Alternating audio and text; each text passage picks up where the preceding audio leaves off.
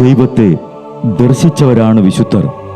ആ വിശുദ്ധരോടൊപ്പം മാലാഖമാരുമായി സ്വർഗീയ ആനന്ദത്തിൽ ആയിരിക്കുന്ന ഞങ്ങളുടെ വാത്സല്യനിധിയായ അമ്മ ത്രേസ്യാളിൻ്റെയും പ്രിയ സഹോദരങ്ങളായ മണിദാസിൻ്റെയും ബ്രൈറ്റിൻ്റെയും പാവന സ്മരണയ്ക്ക് മുൻപിൽ ബ്രൈറ്റ് ഗ്രൂപ്പ് ഓഫ് അക്കാഡമീസ് പ്രാർത്ഥനാപൂർവം സമർപ്പിക്കുന്നു ഇന്നത്തെ വിശുദ്ധർ.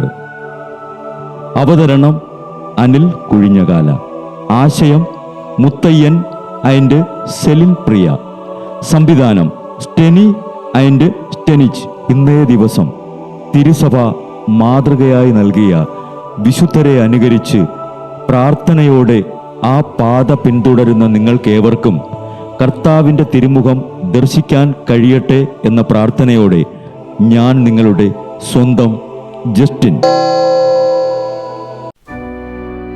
ഇന്ന് ഏപ്രിൽ 20, മോന്തെ പുൾച്ചിയാനോയിലെ വിശുദ്ധ ആഗ്നസിന്റെ തിരുനാൾ.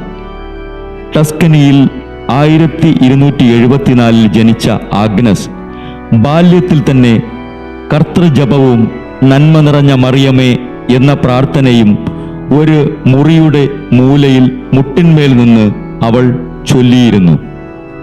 9-ാമത്തെ വയസ്സിൽ മാതാപിതാക്കൾ ആഗ്നസിനെ മോന്തെ പുൾച്ചിയാനോയിലെ ഫ്രാൻസിസ്കൻ മഠത്തിൽ താമസിപ്പിച്ചു.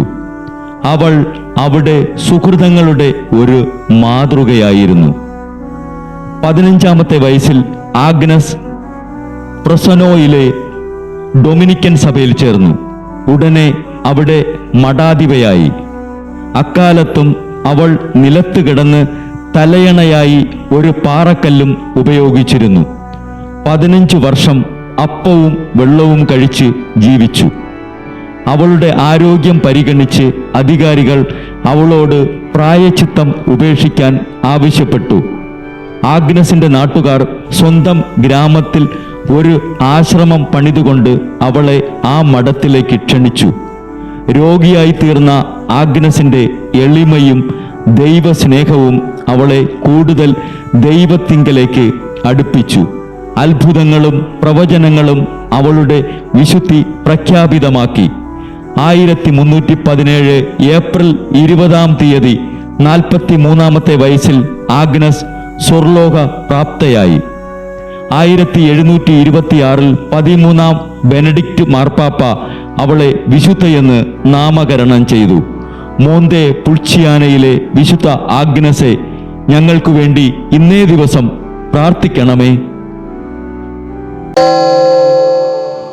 ബ്രൈറ്റ് കുടുംബത്തിൽ നിന്നും കർത്താവ് തൻ്റെ മുന്തിരിത്തോപ്പിലേക്ക് വിളിച്ച് പൗരോഹിത്യം നൽകി അനുഗ്രഹിച്ച റവറൻ ഫാദർ ബിൽ ബ്രൈറ്റും സന്യാസത്തിലേക്ക് വിളിച്ച് അനുഗ്രഹിച്ച് മണവാട്ടിയാക്കിയ സിസ്റ്റർ മരിയ ജോസും വിശുദ്ധരെ അനുകരിച്ച് ഇവിടെ ഈ ഭൂമിയിൽ ആത്മാക്കളെ നേടാനായി ഇരുൾ വീണ താഴ്വരയിലൂടെ നടക്കുമ്പോഴും പൈശാചിക ശക്തികൾ വിടാതെ പിന്തുടർന്ന് പീഡിപ്പിക്കുമ്പോഴും മരണം നിഴലായി കൂടെ നടക്കുമ്പോഴും ദിവ്യകാരുണ്യം എപ്പോഴും ആത്മാവിന് കരുത്തേകും പോലെ തിരുവചനമെന്നും പാതയിൽ വിളക്കായി ജ്വലിച്ച് ആ ജ്വാലയിൽ അനേകായിരം ആത്മാക്കളെ നേടിയെടുക്കാൻ സകല വിശുദ്ധരെ, മാലാഖമാരെ ഇവർക്കു വേണ്ടി എപ്പോഴും കർത്താവിനോട് മാധ്യസ്ഥം വഹിച്ച് പ്രാർത്ഥിക്കണമേ.